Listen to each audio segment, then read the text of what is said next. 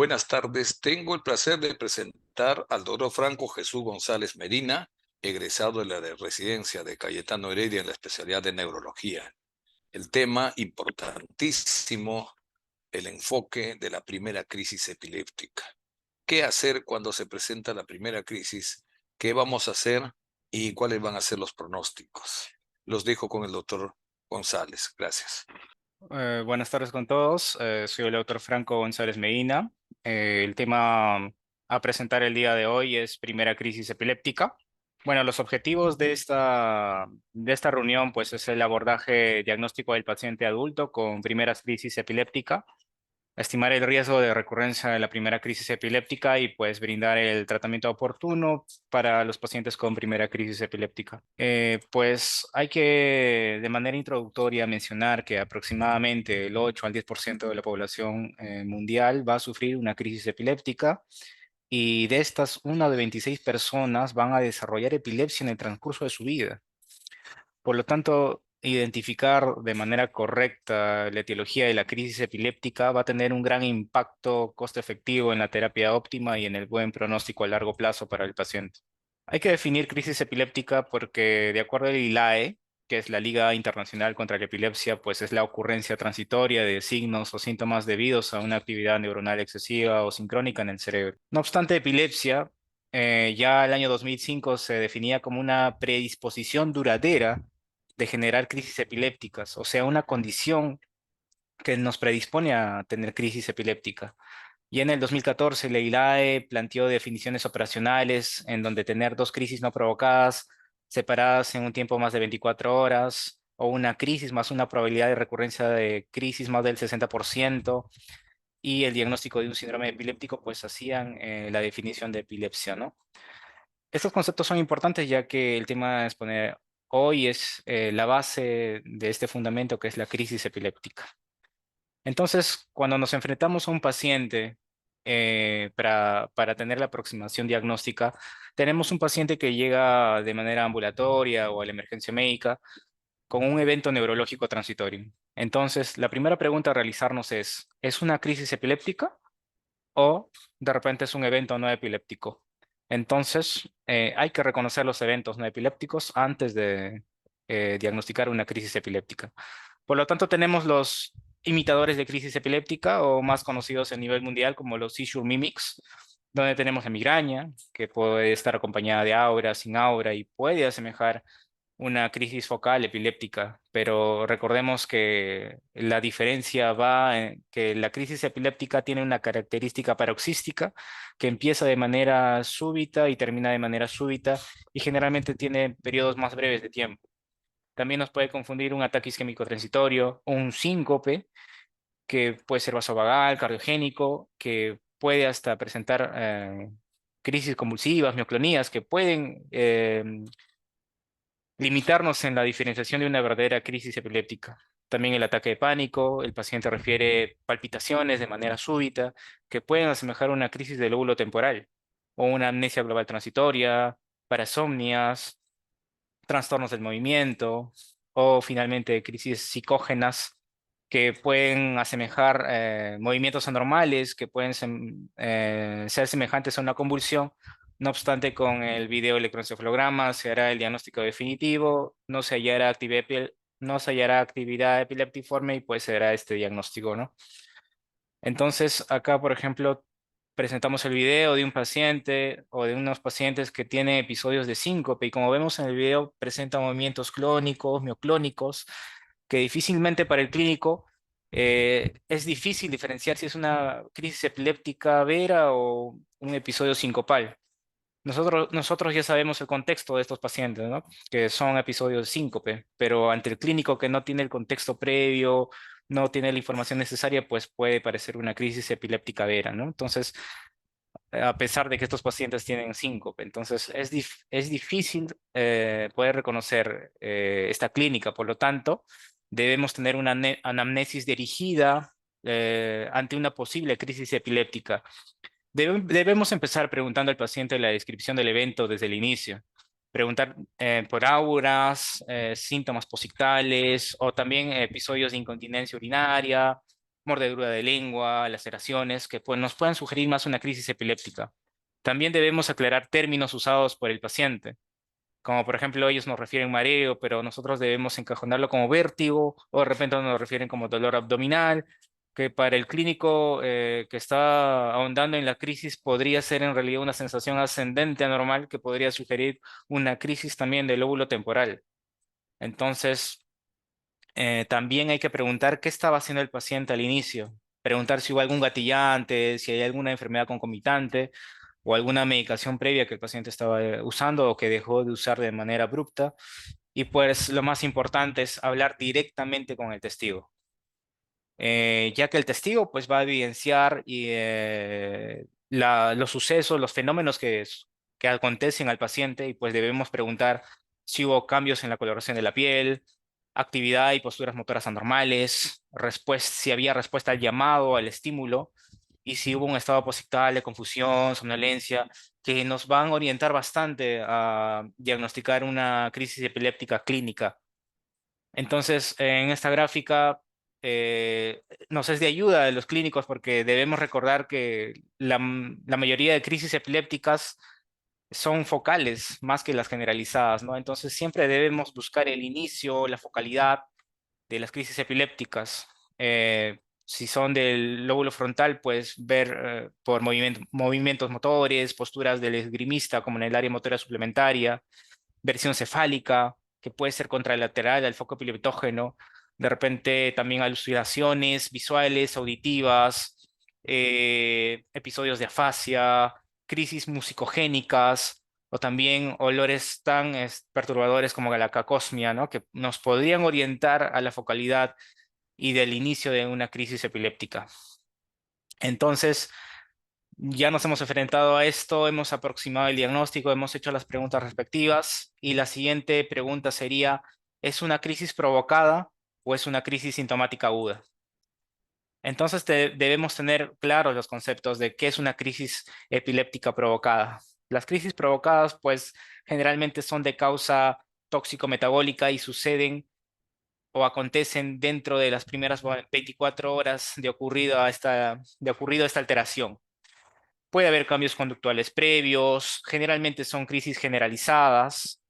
Se debe detallar el uso o retiro brusco de fármacos o uso de drogas, detallar las condiciones médicas previas, como de repente embarazo, pacientes que pueden presentar un síndrome de Pres, una eclampsia, o el examen físico que sugiere algún síndrome toxicológico y también pues ver que las causas de las crisis provocadas generalmente se deben a desórdenes tóxico-metabólicos como desequilibrios hidroelectrolíticos, hipoglicemia, abstinencia de alcohol, uso de algunos fármacos como bupropio, tramadol, algunas urgencias hipertensivas, la eclampsia, y pues recalcar que estas condiciones no necesitan de manejo antiepiléptico más que de la causa de fondo. Por ejemplo, acá tenemos algunos parámetros de algunos valores hidroelectrolíticos y metabólicos, como la glucosa. Tener una glucosa menos de 36 te puede asemejar una crisis epiléptica y en algunos casos hasta podría asemejar una crisis epiléptica focal. eh, un sodio sérico, una hiponatremia severa de menos de 115, una hipocalcemia también severa menos de 5, un magnesio menos de 0,8, la uriqueratinina elevada, un valor más de 100 de la urea, la creatinina más de 10, podrían ser condicionantes relacionados a que el paciente desencadene una crisis epiléptica. Ahora, el otro concepto es la crisis sintomática aguda. A diferencia de las crisis provocadas que se desarrollan por alguna afectación tóxico-metabólica dentro de las primeras 24 horas, la crisis sintomática aguda se va a ocasionar dentro de la primera semana luego de que el paciente haya presentado un accidente cerebrovascular, un traumatismo encefalocraniano, una encefalopatía anóxica, una cirugía intracraneal o en la fase aguda y activa de alguna enfermedad, como alguna infección aguda del sistema nervioso central, como una meningitis, una meningoencefalitis, una enfermedad autoinmune como una encefalitis autoinmune, o una fase activa de una esclerosis múltiple, podrían condicionar una crisis sintomática aguda en la fase aguda y activa de la enfermedad. Hay que recordar que estas crisis sintomáticas agudas, pues usualmente son crisis focales, hay que detallar la historia, el examen físico, la neuroimagen, Valorar la posibilidad de un electroencefalograma de carácter de urgencia si es que el paciente no ha recuperado su estado basal para descartar que no haya un estado epiléptico no convulsivo. Y pues hay que brindar el tratamiento específico de la condición subyacente, sea ACV, sea un TEC severo, sea una infección, sea una enfermedad autoinmune. Y pues se recomienda aquí sí el uso de antiepilépticos por el tiempo corto de la fase aguda de la enfermedad o dependiendo de cada paciente, tratar de prolongarlo un poco más, pero generalmente son de uso de tiempo corto nada más. Ahora, la gran pregunta acá ¿es epilepsia una crisis sintomática aguda? Pues ya se han hecho bastante seguimiento y estudio de estos pacientes a través de los años y pues como se ve en la gráfica, la recurrencia de las crisis sintomáticas agudas es mucho más baja que las crisis no provocadas. Por lo tanto, no se recomienda el manejo crónico con antiepilépticos para las crisis sintomáticas agudas, ya que probablemente estas no te van a condicionar una epilepsia, que es una predisposición a tener crisis epilépticas, ¿no? Pero la crisis sintomática aguda, en el transcurso de los tiempos, de los años, pues no va a generar epilepsia necesariamente.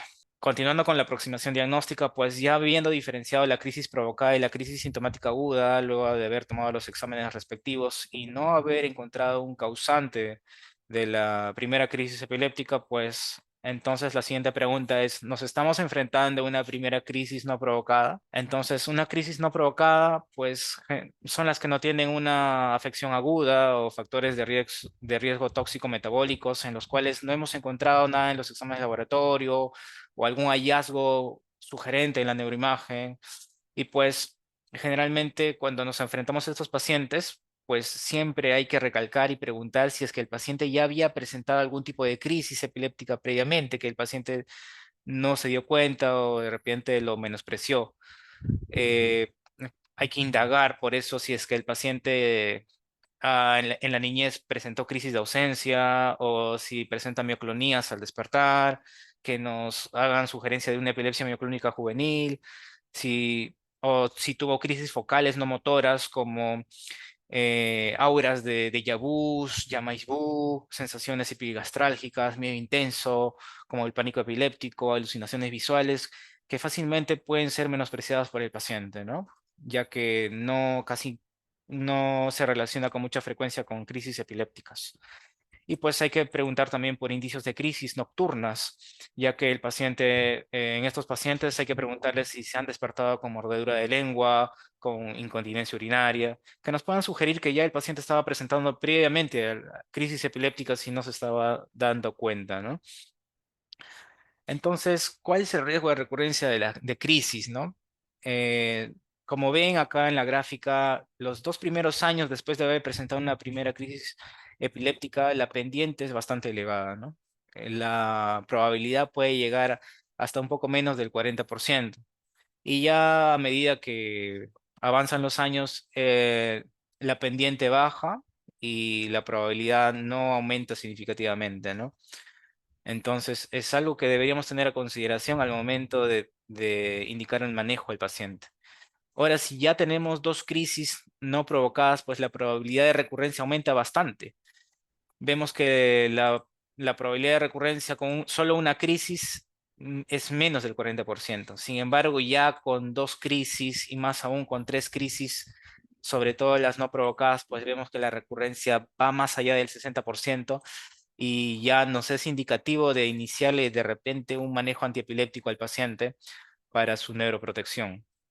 Hay otras variables también asociadas a solamente tener una primera crisis, ya que acá es fácil decir, ya tenemos un paciente que ha presentado 2 crisis no provocadas, separadas en un rango de más de 24 horas, pues es más fácil tomar la decisión de iniciarle un antiepiléptico y manejar al paciente. Sin embargo, si el paciente solo ha presentado una crisis epiléptica, la decisión se hace un poco más difícil, ¿no? Ya que, como hemos visto, la probabilidad de recurrencia es más baja.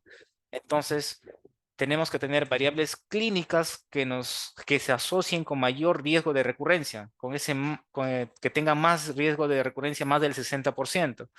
Entonces, en estas vamos a tenemos un paciente con una primera crisis que además encontramos que tiene una injuria cerebral previa, que además de una primera crisis tiene un electroencefalograma con anormalidad epileptiforme, que además de la primera crisis está en una imagen cerebral anormal, o que la crisis se haya desencadenado mientras el paciente estaba en sueño. Esas cuatro variables hacen que el paciente tenga alto riesgo de recurrencia y podrían y son indicación de iniciar manejo antiepiléptico al paciente. Entonces, tenemos que tener en claro que tenemos que utilizar ciertas variables que nos puedan apoyar en el manejo del paciente. Por eso es de que debemos solicitar un electroencefalograma en las primeras crisis, sobre todo en estos pacientes con crisis no provocadas. Del 15 al 50% de estos pacientes van a tener una normalidad epileptiforme y la sensibilidad va a ser bastante las primeras 24 horas. Si tenemos un electroencefalograma normal, debemos solicitar otro electroencefalograma ya con privación de sueño, ya que se sabe que el umbral de epileptogénico baja durante el sueño. Y pues también debemos establecer el diagnóstico sindrómico de epilepsia gracias al electroencefalograma, ¿no? También podemos encontrar algunas anormalidades no epileptiformes, que podría ser algún enlentecimiento focal, que no necesariamente nos va a incrementar el riesgo de recurrencia de crisis, ¿no? Entonces también hay que saber interpretar un electroencefalograma. Y pues debemos tener en consideración que un electroencefalograma es de carácter de urgencia cuando el paciente no ha tenido un retorno a su estado basal, si el nivel de conciencia del paciente sigue siendo fluctuante pese a que ha cesado la crisis convulsiva, y pues ver si el paciente tiene algún déficit focal que no se explica por alguna lesión cerebral, ¿no? Entonces, ahí el electroencefalograma se hace de carácter de urgencia para descartar que el paciente no esté pasando por un estado epiléptico no convulsivo, cuyo manejo es más neurocrítico, más avanzado. Acá tenemos el ejemplo de un electroencefalograma en montaje bipolar, donde podemos ver a nivel de temporal medial, central medial, el foco epileptogénico, vemos una fase reversa, vemos una punta negativa junto con una punta positiva y esto nos indica una actividad focal, ¿no? Que ya más o menos nos está ayudando a hallar el foco epileptogénico en un paciente con primera crisis. Acá tenemos otro montaje bipolar en doble banana, donde vemos puntas ondas generalizadas, en donde ya nos indica que el paciente está cursando con crisis generalizadas y de acuerdo al contexto hasta podría ser etiología de una epilepsia genética, ¿no? Gracias al electroencefalograma. Luego acá tenemos otro montaje bipolar con polipunta onda generalizada, que es muy sugerente y compatible con epilepsia mioclónica juvenil. Entonces, ya con el electroencefalograma podemos dar un diagnóstico, un síndrome y podemos dar manejo al paciente. Acá tenemos otro ejemplo de electroencefalograma normal, en donde vemos que el paciente pues está parpadeando, vemos una actividad de fondo aparentemente normal, no hay ningún problema, pero debemos recordar que el electroencefalograma además tiene otros electrodos más dedicados al EKG, al electrocardiograma, ¿no? Entonces justo veíamos los stroke mimics, los imitadores de la crisis epiléptica, que el síncope podría ser un gran imitador, ¿no? Como ya habíamos visto en el video.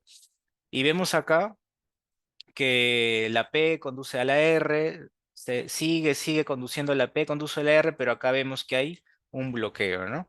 Entonces este paciente probablemente que vino por una primera crisis epiléptica, probablemente haya sido un cuadro sincopal, ¿no? Entonces, gracias al estudio de electroencefalograma. La neuroimagen también es parte del algoritmo diagnóstico en una primera crisis, es de rendimiento alto generalmente.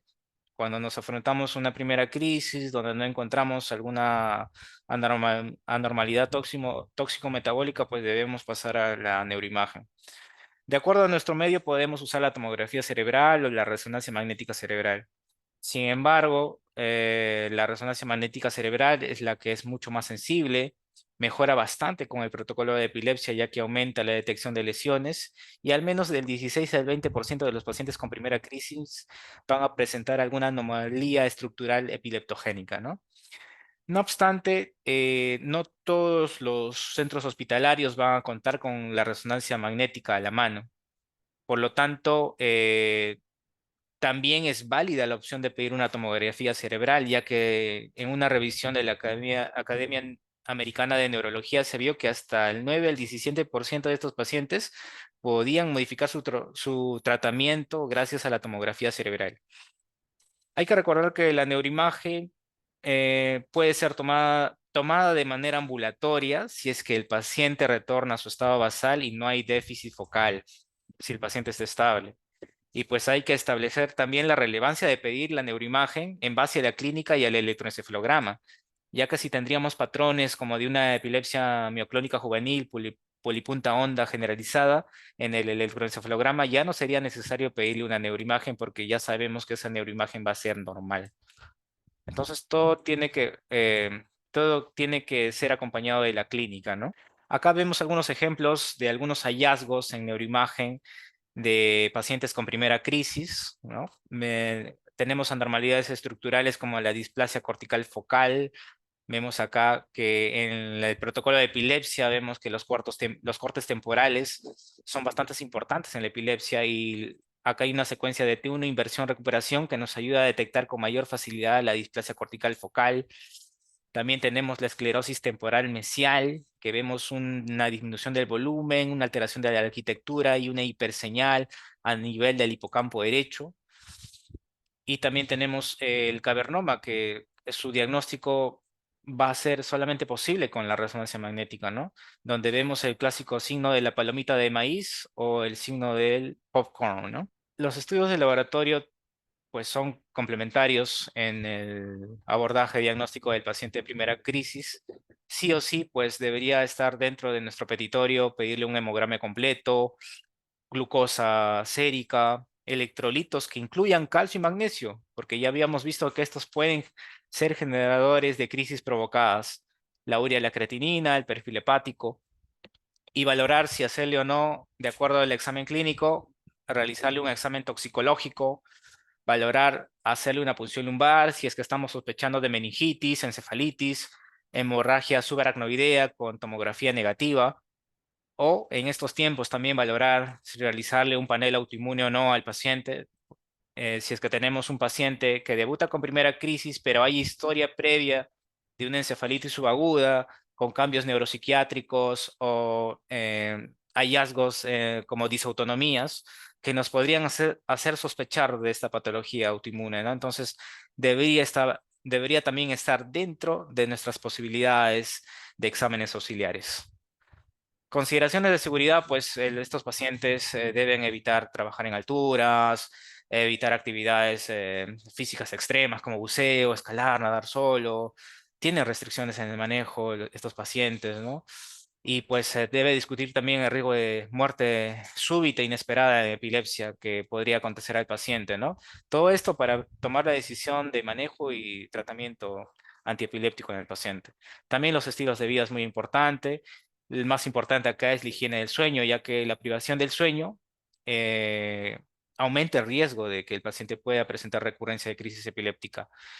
Los primeros auxilios en las crisis, pues acá como vemos en la figura, es muy importante mantener la calma, salvaguardar al paciente, no colocar objetos en la boca en el paciente, medir siempre la duración de la crisis. Ya debemos tener ese protocolo de medir cuánto dura, porque si dura más de 5 minutos, una crisis generalizada, o más de 10 minutos, una crisis focal con compromiso del sensorio, pues estaríamos sospechando de un estado epiléptico, la cual es una emergencia neurológica que debe ser manejada en unidad de cuidados intensivos, ¿no? Y pues también hay que conocer en qué casos llamar al servicio de emergencia más especializado, ¿no? Y pues valorar el uso de medicación anticrisis de rescate como benzodiazepinas como midazolam, diazepam. Respecto al uso de antiepilépticos en los pacientes con primera crisis, acá debemos tener en consideración lo siguiente. Debemos evaluar el riesgo de recurrencia de la crisis epiléptica. Debemos ver la severidad de la crisis, el impacto de futuras crisis en el paciente, ¿no? Para el riesgo de recurrencia, como ya lo habíamos mencionado, ver si el paciente tuvo la crisis mientras estaba durmiendo, si tiene una neuroimagen anormal o si tiene un electroencefalograma con alguna anormalidad epileptiforme. Hay que balancear el efecto adverso de la medicación y debemos considerar siempre las preferencias del paciente y de la familia, ya que el paciente tiene que estar de acuerdo con el uso de la medicación anticrisis. Y pues hay que recordar que el tratamiento inmediato o usar antiepilépticos de manera pronta no va a reducir la recurrencia ni la probabilidad de crisis a futuro y pues no va a alterar la calidad de vida o remisión de crisis a largo plazo. O sea, el tratamiento inmediato pues no va a prevenir el desarrollo de una epilepsia en el paciente. Eso hay que tenerlo en claro y eso hay que explicarle al paciente.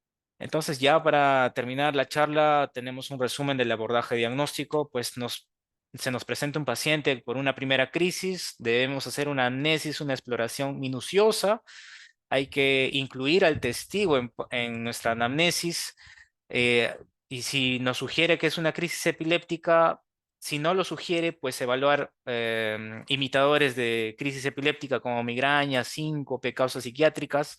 Y si sugiere sí una crisis epiléptica, pues hay que evaluar los factores desencadenantes como alteraciones tóxico-metabólicas o afecciones agudas como stroke, meningitis, encefalitis.